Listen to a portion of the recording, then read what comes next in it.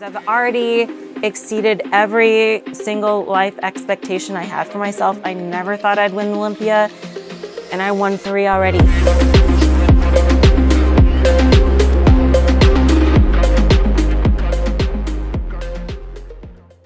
All right, so at the time of filming, we're about 2 weeks out from the Olympia. Coming up. 2 weeks and 1 day to be precise. So counting down the workouts here, and we're hitting shoulders again today.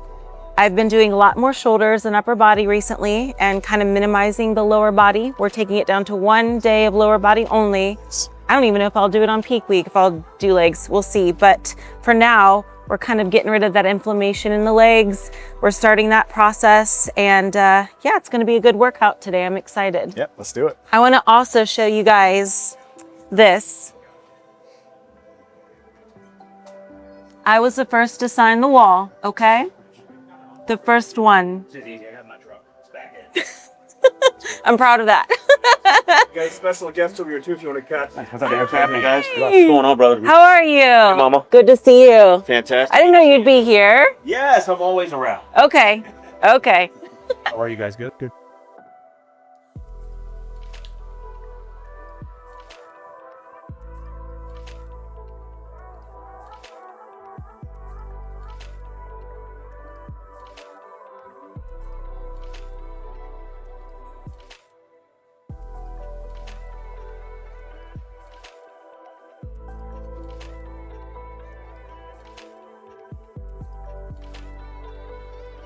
Good. So yeah, this week I feel good. I guess as good as I could feel. Right. 2 weeks out. 2 weeks out. I'm very antisocial this week. Oh, I don't- imagine. Like, sounds so bad. Like, but when I get even just like texts from my friends, I feel like it's work to Isn't it answer weird how- it. Very, very antisocial this week. Yeah, those last couple of weeks for me, I'm a hermit. I don't have to go anywhere. I don't want to do anything. I don't want to talk to people. I don't. Yeah. Yeah. Yep. So that's how it is.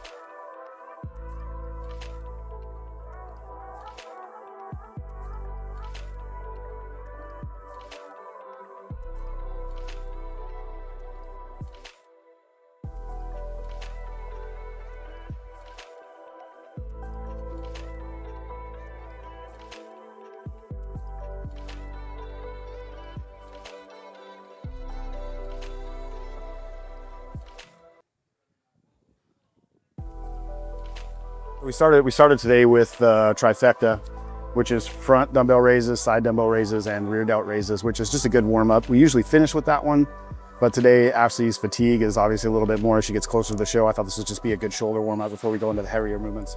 I wish my shoulders looked as strong as they actually were. Yeah, you have really. I feel like I have strong shoulders. One of your but, stronger body parts for sure. but it doesn't display that. I don't know. So.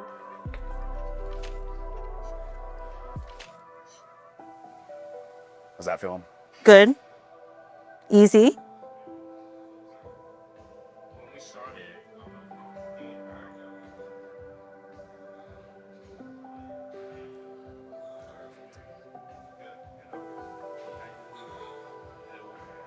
Nice. Good set. What do you think?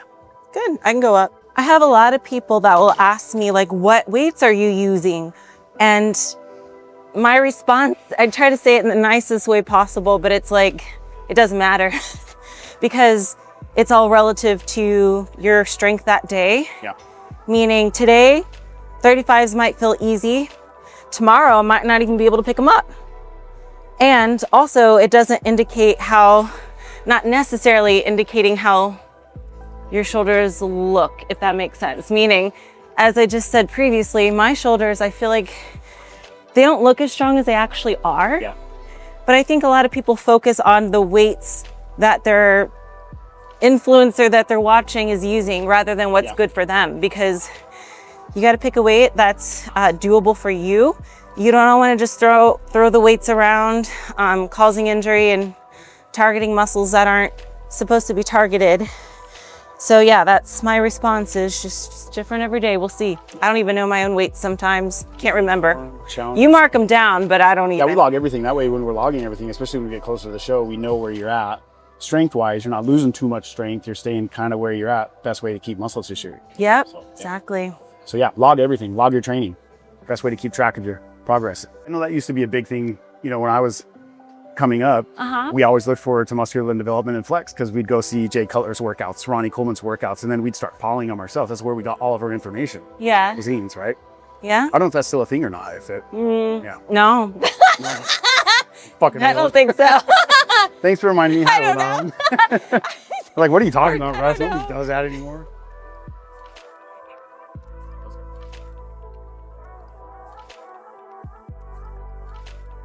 Push. 8. Good, good. Oh yeah, you can take that. It's that.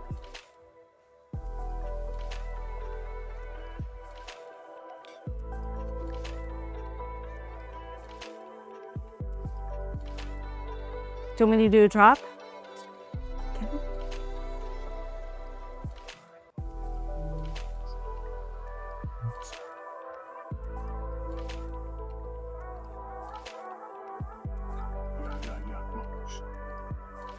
Do you want to grab the things? Yep. Got it. Mm-hmm. What do you think? 25, 20? A 20.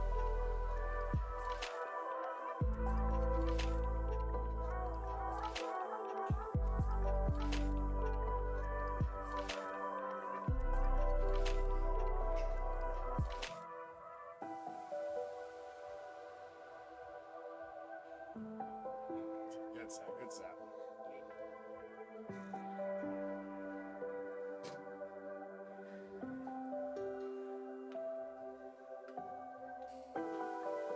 Or sorry, third movement up today because we did the overhead press. So side lateral machine, Panada machine. This thing is great for medial delts, one of my favorite machines. You can also adjust it down and get rear delts on this one too.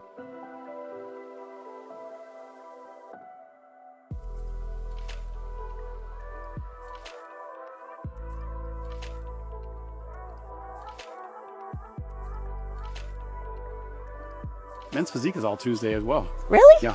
Who's Wednesday? Maybe the men are Wednesday. Maybe it's females Tuesday, men Wednesday. I'm not sure. I'll have to look. Oh.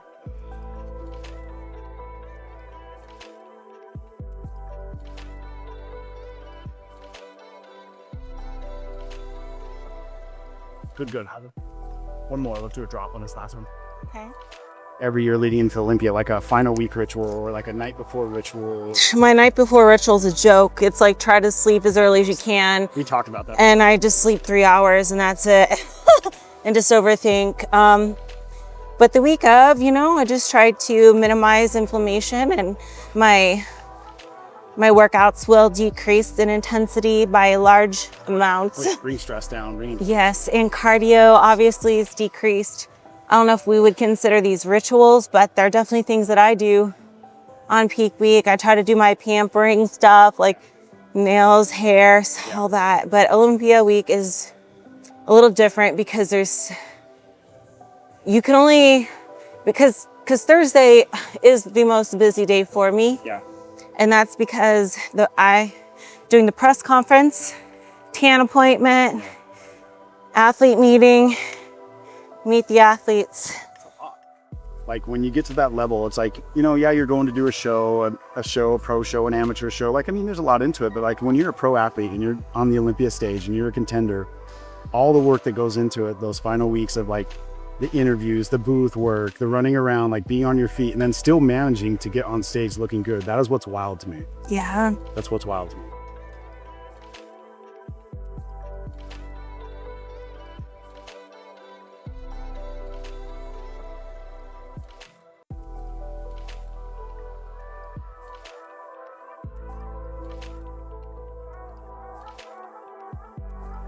Once he starts spotting me, I'm like, okay, I guess I was slacking. Placebo effect.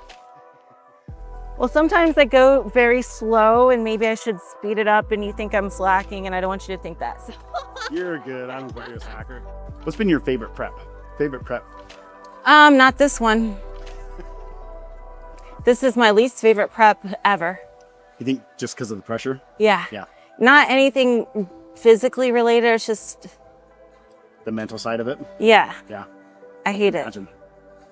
But I will say, I guess a fun prep, an example of a fun prep would be after Olympia last year, I did one other show. It was the Kazakhstan show. Yeah. That was the funnest prep, I think, in a long time because I just came off of second place, right? I'm going to this like new fun country. But when you kind of roll over your prep into another one or roll over a show into another prep, it's so much easier. Yeah. To maintain is so much easier than it is to get a little out of shape and then come out of it. Yeah. Yeah. So those ones are much more fun because, you know, after Olympia, the weight is lifted off my shoulders. So anytime I compete after Olympia, it's like a different vibe. Yeah.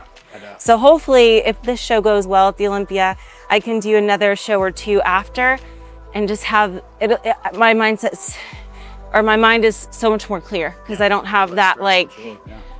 oh my God, it's the Olympia. It's the biggest show of my life. Oh my God. Yeah. You know, so.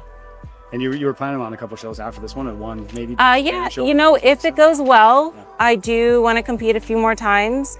I don't want to say it's a set in stone decision because who knows, maybe I'll do bad at the Olympia and they'll say, you need to take a year off to work on this or something. I'm not going to like make stupid decisions, but if it goes well and I feel good, of course I'll do it. Yeah, maybe Japan Pro again. That would be a nice one to do. Maybe Romania Muscle Fest. I don't know. How's that? Have you done that show before? For Romania? Mm-hmm. Is it a good show? It is, yeah. It's one of the higher tiered shows this year too because of the new Olympic qualifications. So that one's on my radar. Also the Czech Republic show is Prague. Prague is a good one. Yeah. Nice. Yeah. So we'll see. Traveling and competing. Mm-hmm. Yes. Yeah. Okay, ready? Yes.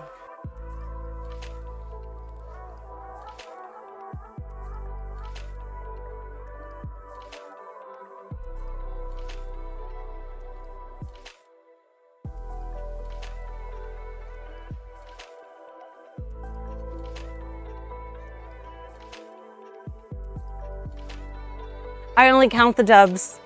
I don't even know how many second places I've gotten. I have no idea. Don't count them. Well, I mean, when you win that many shows, I mean, what's the point? So, what is it?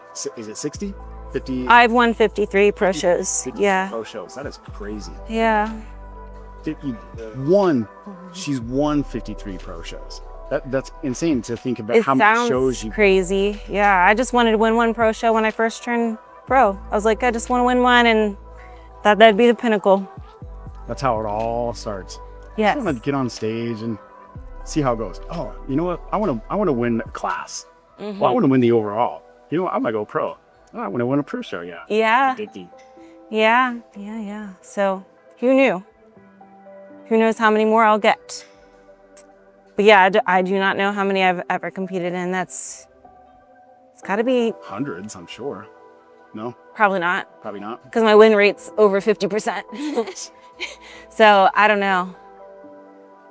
Good question. 60. And I don't even think I could count it either, because here's the thing. The NPC News Online, where they document all the wins and stuff, they didn't used to document every single one or every single show either. So like, I don't know. I have no idea. Like, I know I've done many shows that never appeared, like the results never appeared just because they were obscure and far away. Like Finland, I never saw the results. Yeah. Russia, India, I've done those shows. It seemed like the overseas ones didn't really get the coverage, but yeah, so. How many shows did you do as an amateur? As a what? Amateur. I have no idea. But did you turn pro pretty quick? Did you like win an overall, go on to the nationals, turn pro, jump right into the pro ranks? Like it took me a year or so. A year or so? A little over a year. Yeah. Actually, a year and a half. Yeah, year and a half. It would have been 1 year exactly, except for I didn't get my pro card at the Arnold Amateur. I won the overall in 2012. Okay. Yeah, they didn't give pro cards to the Americans for that show. I remember that. 'Cause the- international. Yeah, the way you got a pro card, the rules were different back then. If you were from a different country, you could petition for a pro card. Yeah. If you did well at shows, and you could say, hey, no, I've gotten 6 first places. Yeah. And here's the funny part is at the Arnold Amateur, it brings a lot of international athletes. Those international athletes that won their height class but didn't win the overall, because I won the overall, Yeah. they got their pro card that show. Just from being international. Because to say I won class B at the Arnold Yeah. Amateur is a big deal. So they would get their so all of those girls got their pro cards before the overall winner because I was American. And then they like changed it the next year, and I'm like, oh. Thank God though, right? I remember watching that and I'd see like, how come these people got their pro cards, but the overall winners?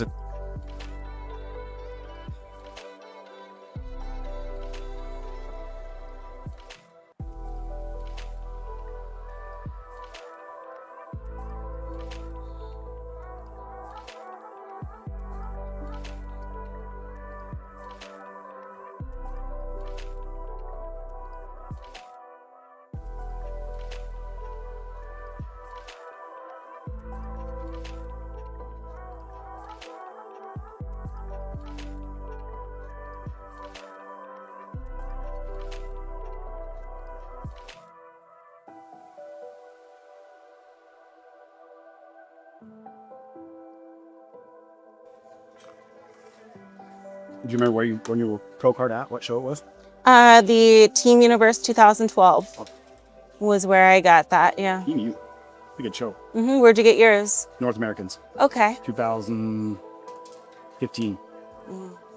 Was it in Masters, Cleveland Supers, or Open Pittsburgh? Supers. It was in Pittsburgh. Okay. Yeah. It was my first time in Pittsburgh. It was pretty cool. Yeah. I'm going to Pittsburgh this weekend. Yeah. For the Yeah. So I'm doing the Road to Olympia for the NBC News Online. So I'll be there for 2 days, flying out tomorrow morning, coming back Sunday night. and that's at the NPC gym, right? Yes. Yeah. Mm-hmm.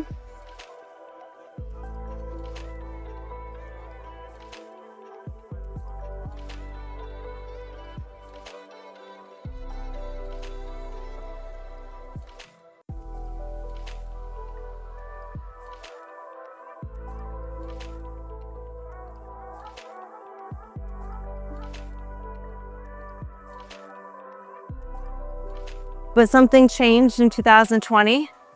I competed in 4 shows and girls complained about it and tried to bully me into not competing as much. I'll compete more. Okay. Watch me. You don't like it, huh? All right. I'm about to compete more now. And I did. And I'm glad I did, because I would not have reached 53 wins if I didn't have that fire lit under me. Yeah.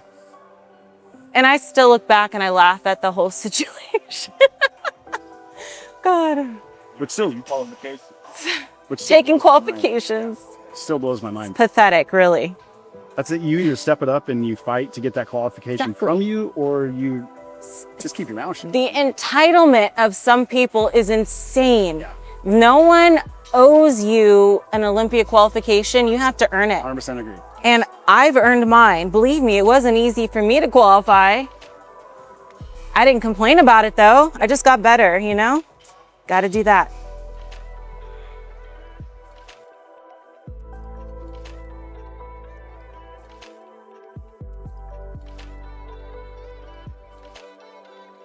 Perfect. That's good. This is good. Nice. Good set. You done. Oh, thanks. All done. Less up. You want feel good there? Yes. Yeah. Yeah. That was a good lift. Uh-huh. Good work. Shoulders done. Yes. I just got to be grateful. And a lot of girls would love to be in my position. And I realize that. So no matter what happens, I gotta be thankful. And if we're really going to take a zoomed out perspective, you know, think of the people that aren't even healthy enough to prep in the first place. So, you know, I'm very lucky that I have the health and I'm in a good position to be able to compete in the first place. And I've already accomplished so much. All right, guys. Well, that is all for today's video. I'll catch you in the next one.